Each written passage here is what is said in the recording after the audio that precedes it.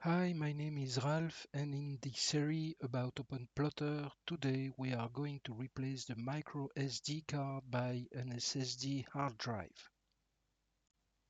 Just to be sure, the goal of this video is not to add an SSD drive, but is to replace the micro SD card by an external hard drive.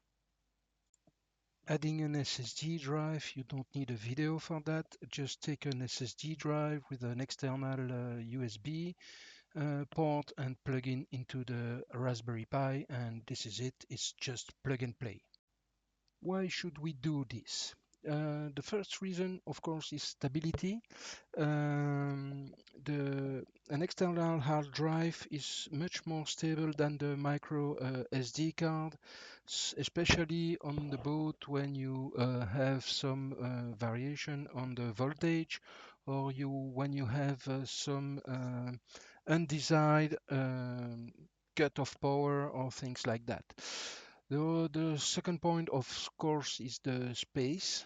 You have much more space on a hard drive than on a SD card, and this is very useful to put your maps, the charts, then some music, some movies, some ebooks, or whatever you need to have on board when you are sailing or cruising. And of course, the speed. The speed is very fast with an SSD drive. So what do we need for starting? Of course, we need OpenPlotter install and up and running on your Raspberry Pi. For this, you have to look at my previous video about that subject. And then you need, of course, an hard drive. This can be of several formats. The one on the top, which is a SATA and USB cable, or an NVMe kind of hat and hard drive. That's an example here with you have the Raspberry Pi, the hat, and an hard drive on top, NVMe on top of it. It's a 1 terabyte hard drive, and it's good enough for having almost everything on board. That's another one with a SATA extension, so you need to have a cable and the hard drive, and it's just plugged in the USB port of your Raspberry Pi. And this is another one. It's a USB to USB hard drive directly plugged in the USB port of the Raspberry Pi. So this is the Raspberry Pi. The hard drive is plugged in. So now you just click on the menu, you go to accessories, and you select SD card copier. Very simple. You select the from device. So this is the one corresponding to my micro SD, and the to device, it's my USB hard drive, and then you click on start. This will erase everything on your hard drive. Are you sure? Yes. And everything is going on. We just have to wait for the process to complete. So the system is preparing partitions and preparing the hard drive, and we'll start copying very soon. Okay, copying is in process. We still have to wait, and I'll catch you up later.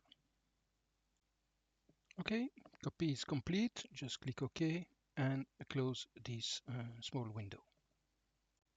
Okay, before shutting down and removing the SD card, we must be sure that the system will boot in the proper order. To do so, let's start the menu, click Accessories, and start a terminal window. In this terminal, let's start a new command. The command is sudo space raspi-config, as written here. I will write that command into the comments of the video.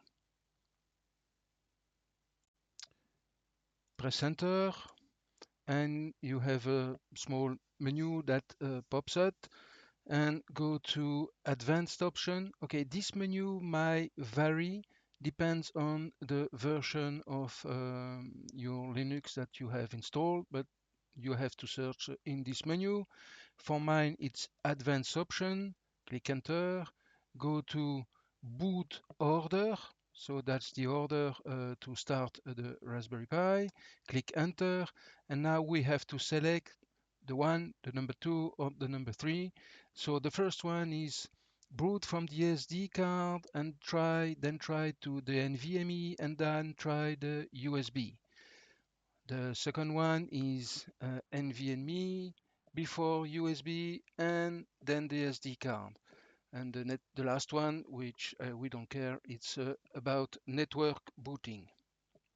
So in our case, I will leave the first one. Why? Because if for any reason I want to put again a SD card into my Raspberry Pi, it will boot first from the SD card and then NVMe and then USB, which is the recommended order, and normally it's the good one.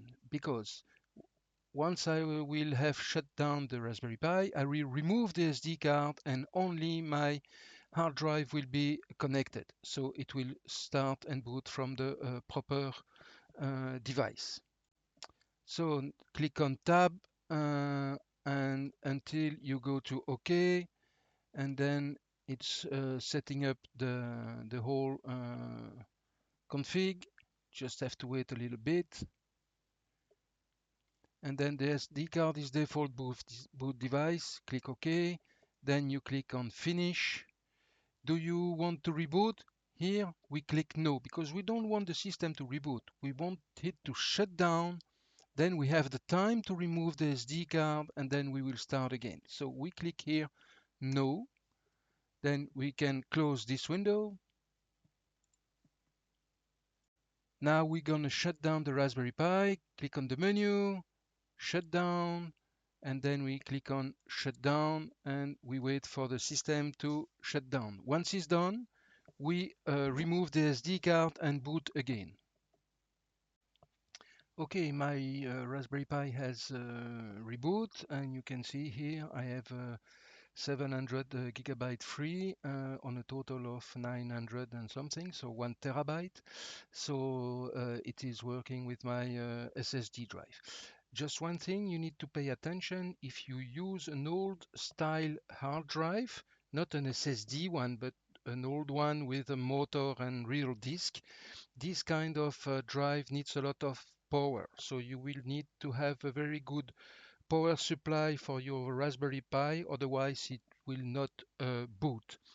Okay, thank you very much. This is all for today. See you next time. Bye.